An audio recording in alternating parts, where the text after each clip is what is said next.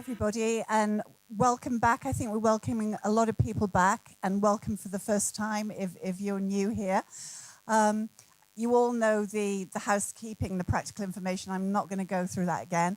But this is my last official duty of the day, and it's with great pleasure that I'm presenting Tabi Haller-Jorden. I've forgotten the last name, Tabi Haller-Jorden. And she is the president and CEO of the Paradigm Forum, ex-CEO of Catalyst Europe. And she is a specialist in providing services to corporations in terms of innovation and research. And she is going to lead a session on how organizations can embrace change and transformation. So it's with pleasure I invite Tabi to the floor. Thank you very much.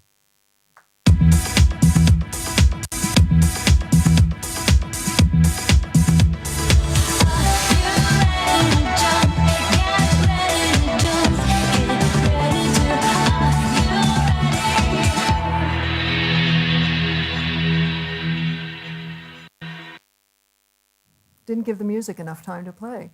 I'm conscious that this is the afternoon session, so in the interest of generating some adrenaline, I'd like to invite you all to stand up and shake hands with the person next to you, behind you. Say hello.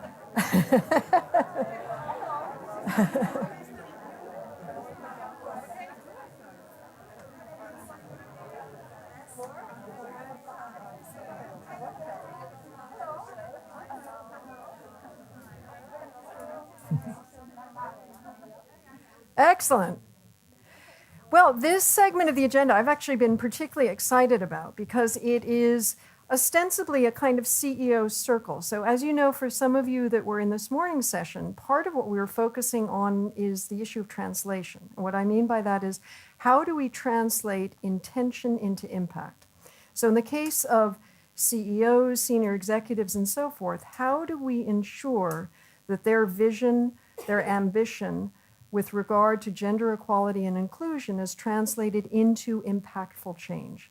Because it's clear, as we touched upon, and I kid you not, there have been 103 business case research studies written since 1983.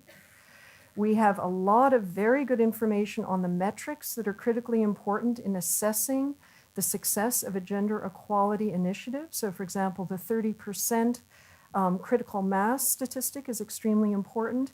Any group represented under 20% is potentially subjected to stereotypes or bias. In the case of management, we know that increasingly to ensure and leverage the benefits of diversity, management is absolutely a social competency. We cannot rely exclusively on technical ability to ensure that we leverage the benefits of that diversity.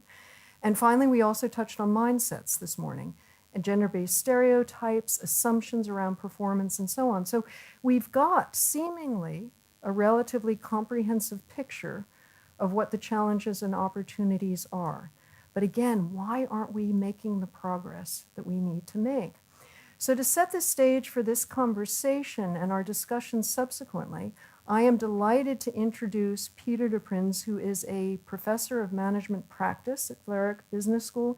He reminded me when we had a quick chat before that he is an engineer and an entrepreneur. So he said, I'm not going to take the standard sort of academic, heavy-handed approach. But what is so interesting about Peter's research is he's looking at change management strategies. So it would be very interesting to see what could potentially, in his own work and research, what could the connections be between his points of view and perspectives on change management and driving gender equality and inclusion. So I am delighted to welcome Peter to the stage, and we look forward to your insights. Thank you very much. Thank you.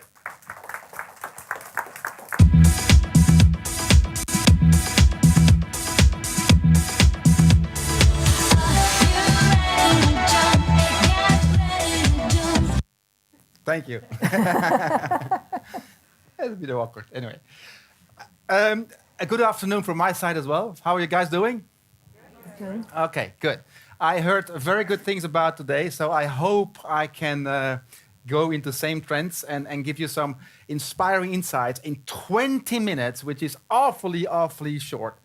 But What I want to do is I want to share you some insights indeed that we have gathered in our research over the last 2 years on how to implement change in a successful way. Now, what you will see is the model we developed. It's called the 6 batteries. A battery. What does a battery remind you of? Energy.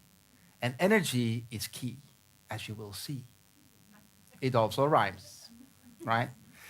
Now, why is the link there with gender balance? Well, we believe that implementing gender balance should be treated as a real business case. It requires change management. It's not enough to start some projects at the border of an organization, hopefully that when you create some women communities or some mentorships, that change is going to happen. No, ladies and gentlemen, because change today is what we call an integrative, inclusive process. And I want to share you, now look at that. That's probably the youngest one I've ever had in my course. Oh my God. Thank you very much. Wow. Okay. Now, before we move on into that topic, I'd like to see who's in the room. So please, can you raise your hand if you're female? Oh my God, that's also probably the most I've ever had.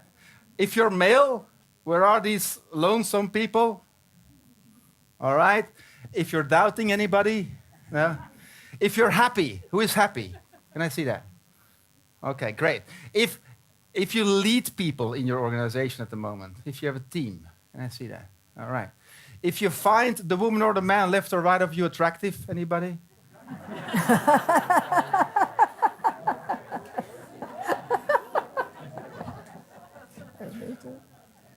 There is a section, right? If you have kids, if you don't have kids but you would like to make some with the woman or the man left or right, anybody? Nobody? Okay. That if you think most people like you, wow, that takes a long time. If you have a certainty you're intelligent, if you think you're intelligent. All right? And then if you think your company does well on gender balance.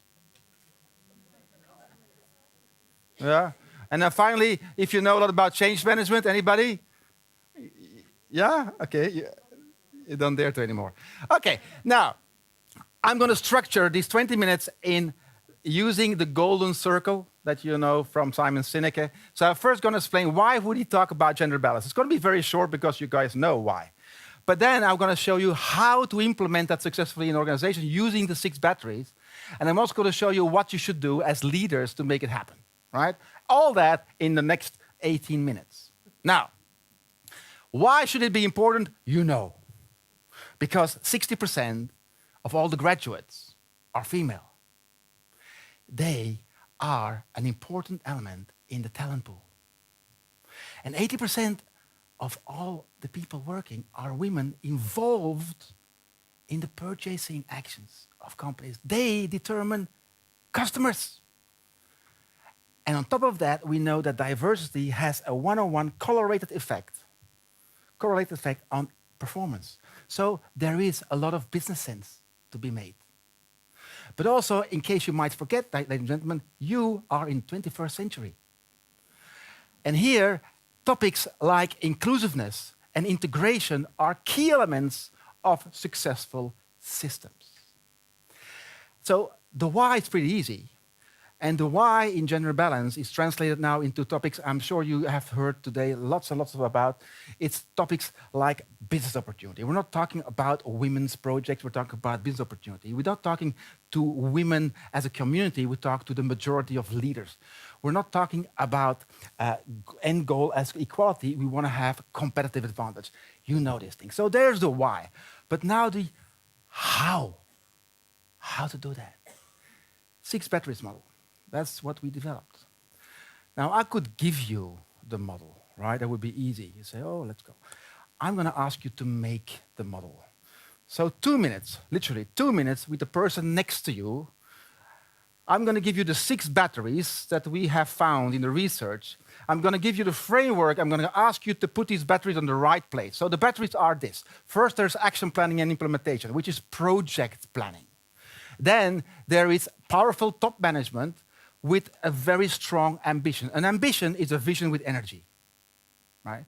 Then there is the battery of culture and climate, which is obvious, I think. The battery of powerful management systems, and the battery of connection with employee. Systems is all the procedures you have, the context, the hardware, the software, and the connection with employees is, are people feeling nice?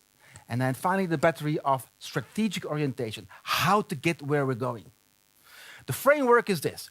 There is a rational part on the top, an emotional on the bottom. Left is more strategic, top corporate, and right is more operational, local. What I would like you to do is put all these batteries in this model. 2 minutes, please go.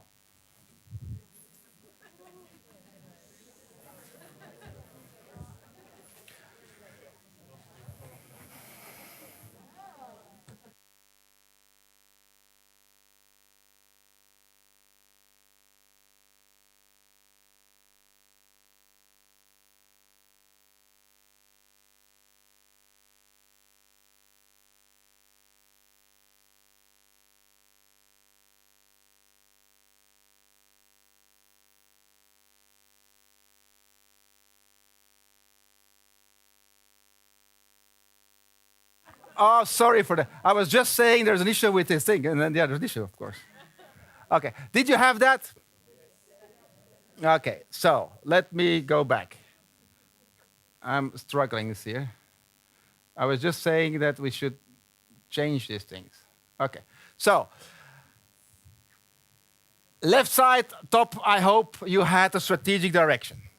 Yeah? Meaning knowing where to go and how to get there. On the top left, you have to have a top team that is very, very assured on what to do. Creating an ambition, not a vision. Ladies and gentlemen, visions and missions are not very motivational. Gallup, Towers Watson have proven that. Ambitions are, right? On the right side, action planning and implementation. How to do a project implementation. Prince 2, PMBOK, PMI, all these elements. On the right side, people need to like it. Connection with employees. Top, bottom, you need to have systems that are aligned with your strategy and your implementation. In the middle, at bottom, culture. There needs to be a way of doing things that's aligned with the top team's ambition and the people individually. Now, in itself, it looks easy, but what is special about this is these 6 batteries are set like a serial connection, meaning if one battery is empty, your change will fail. And that's what we will write down in a book. We're writing a book about this, which we'll publish this year. We have proven in the research that all the 6 batteries need to be adequately changed and charged in order for your change to be successful. So if you guys want to implement any change, if you want to get gender balance to become impactful, you'll have to look at strategies, systems, implementation projects, top team, culture, and connection. Now there is what we call an integrative, inclusive approach. Change is not anymore a stepping plan. Change today, change management is something that happens a lot of stuff at the same time with a lot of integration at the same time. And leaders today are the ones who create the context, the environment where that can happen. And listen carefully. They create a context where you can rationalize the emotions and emotionalize the rationality. Let's say that again. They create a context where they can rationalize emotions and emotionalize rationality. Now let me drill to that a little bit. If I look at gender balance, and I would look at each of these batteries, which you already saw a little bit. If I look at the top team, then gender balance should be an element on the agenda of the CEO. It should be part of the agenda of the executive team. And the executive team should be very clear about it and should be very ambitious about it. But it should also be part of the strategic agenda. It's not enough to put it on the side of a corner or somewhere in companies. It should be a strategic pillar for the company. If you look at the powerful management systems, we want you to create systems that support your vision and support your project. We quite often see in the companies systems that go completely against what you say on stage. You speak simplicity, people go back to their desks and they see complexity.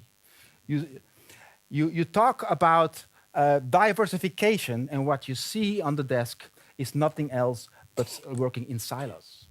Yeah. If you look at the action planning, make sure a senior person runs the project, not somebody who is hidden in the company. If you look at connection with employees, make sure you train people. People are rather competent than incompetent. Incompetent people are very, very resistant to change. And finally, create a culture where it's easy to talk about gender, where it's easy to talk with another gender. I think the session before, if I'm not mistaken, was about this bilingual skill, right? True? And it was a good one, I think, yeah, for those who were here. So, strong leadership is what we need. Now, the strong leadership, I have tried to put that into the 10 commandments of leadership. Not that I want to make a statement or something, but I thought it was a nice thing to do it like this. So the first thing as a leader today is make sure it's clear to everybody. Now, clarity, ladies and gentlemen, is a very difficult thing. Let me do a 1-minute exercise about clarity with you. Can you please look around in your room at this moment and remember, memorize, don't write it down, just memorize, don't shout it, memorize 5 things in this room that are red. Just remember, memorize 5 things in this room that are red. And you should be able to see them. So don't say my pencil in my bag or something. Just things that are red.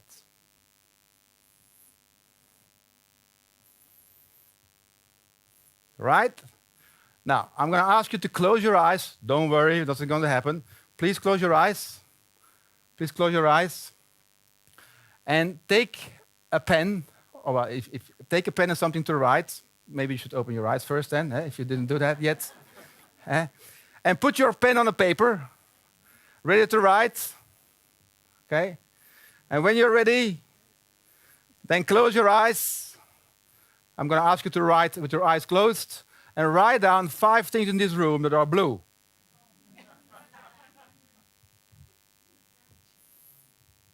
And don't open your eyes, just 5 things in this room that are blue. Please also write down the color of the chair you're sitting on. But don't open your eyes, of course,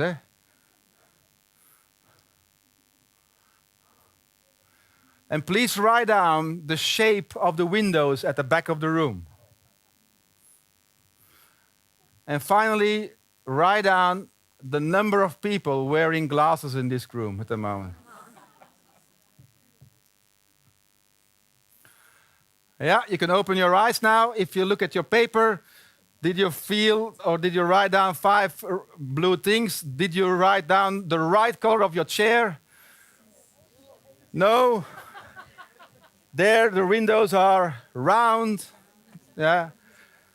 And what was the last thing I said? The glasses, there are many. Who wears glasses at the moment? Can I see that? Okay. So clarity, ladies and gentlemen, has nothing to do with more communication. Clarity has to do by knowing what have people heard and seen, which is a very difficult thing because we all look at the world differently, right? Second thing here is a top team should act as a band of brothers. You can't implement successful change if your top team is not a band of brothers, and in your case, I would call it a band of sisters. Yeah? I call it a Band of Brothers because it's a movie. You might have seen the movie Band of Brothers. That's the way we call it.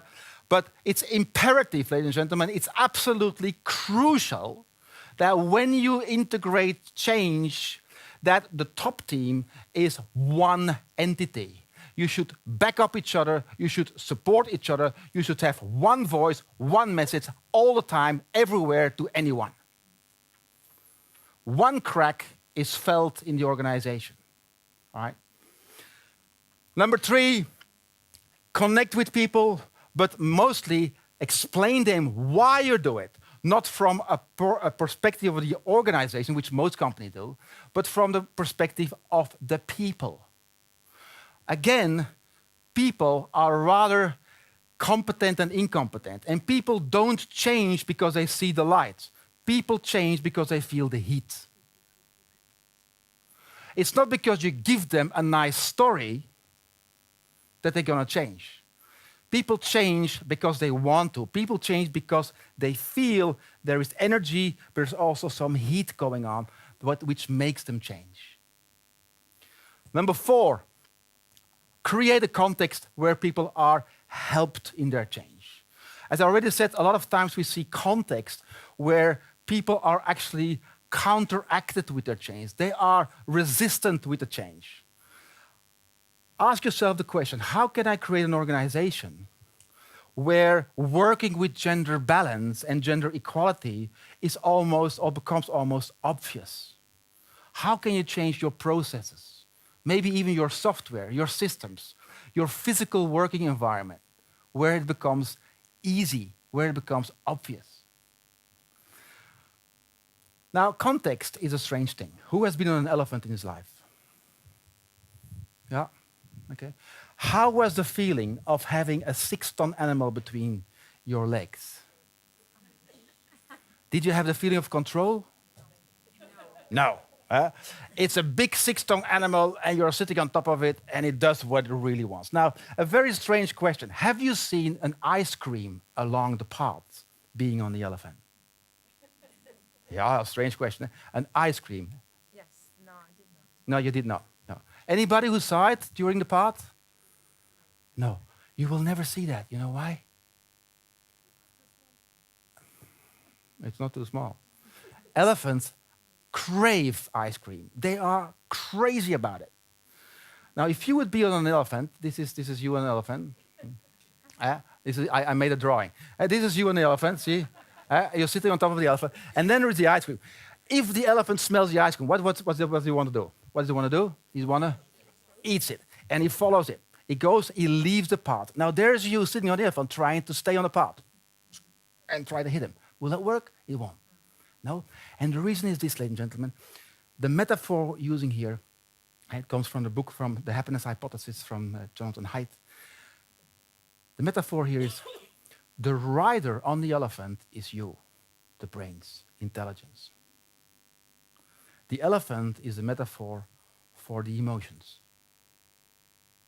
And remember this, emotions of people always choose for short-term satisfaction.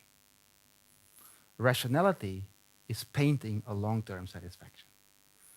And guess who wins? Now you could say, oh, that's a pity. But there's a third element. You see these red lines? Those are fences. The fences prohibit the elephant from reaching the temptation. And so we come to the 3 elements that determine change today. There is rationality. There is rationality, which is, sorry, you want to take a picture? I'll go back. There you go. But you get all the slides anyway. Okay. Picture, yeah. So there is a rationality, which is knowing what to do. I'm sure gender balance, as I already heard from Tabi, there are lots of studies about it. People know. But then there's the emotion of every day. The emotion of the moment is determining your behavior. Now, the third element where companies are not scoring very well is this context. How can you create an environment where it becomes easier to do it? Where it helps you to overcome the battle between emotions and rationality, because the emotions win. And that context helps you to create change in a successful way. Rationality, emotionality, and context together. And therefore, we ask often, before you start moving into a project on change and shouting and being on stage and creating a lot of fuss about it, first create some context, first create some elements, some examples if you want, where gender balance has worked very well, where it has improved the performance. Use it as an example and then talk about it. Try to create first a part of the context and then bring the message. The reason is this, ladies and gentlemen, people change much more easily when they have an experience. That works much better than when you talk about it. See and feel and change works much better than analyze and think and change. Right? Now, number 5, you shall educate, you shall coach, you shall stimulate, but you shall not tolerate. Stimulate, but don't tolerate. You cannot integrate change when you allow people to still do the same as before. We call that the non-negotiable ruling. You need to set barriers. You need to say to people and make clear, listen, we'll give you as much as we can the opportunities, the tools, the means to do what you need to do. Maybe you can fail even, but we cannot allow not to do it. Stimulate, but don't tolerate. Number 6, you shall manage the stability next to change. When I do a keynote solely about change management, the title is always why stability management is more important than change management. A lot of companies today think that change needs to go fast. We know, and we can prove, fast change mostly goes very slowly. So you need to manage stability, okay? Meaning you should try to create what we call moments of organizational silence. This is how companies want to change mostly, very quickly, and then mostly they fail because they are too quickly and the people get very tired about it. Try to change like this. A change project and then business as usual. A change project, business as usual. How to do that in practice, we could show you and we could easily talk about it, but not in these moments anymore. Number 7, you shall show courage. Maybe an easy thing, but change is never easy. And I hope I don't offend you, but sometimes in the long course of 3 days of change, we call that management by cojones. Which doesn't really apply to this audience, but you know what I mean.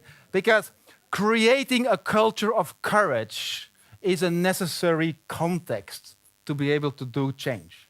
Right? It's not easy. It will require difficult decisions and difficult approaches. Number 8, a no-brainer. If you want to have energy in your organization, if you want to change, if you want to see change, do it yourself. And really, don't do it a little bit. Be disruptive. Number 9, you shall act upon it. There is a big difference between self-perception and perception by other people. Managers, if you talk about their perception, I know I have to quit, thank you, that's my timekeeper. Self-perception, 2 elements, action and intention. What determines most of the self-perception of people is their intention. But if you look at perception by others, what people use for the perception about you is your action. So act upon it. We would even dare to say use prototyping. Don't think too much. Try it. Fail fast. Learn from it. Move on. And finally, you need to trust them. You need to allow people to be entrepreneurial, to make mistakes. Try it. See what happens. Do it again. But trust people that they know what to do. And if you do this, all these 10 commandments, then I'm sure that you will see one thing that I'm convinced of myself. It is that if you use gender equality, you will contribute to the progress of humanity. Thank you very much for listening.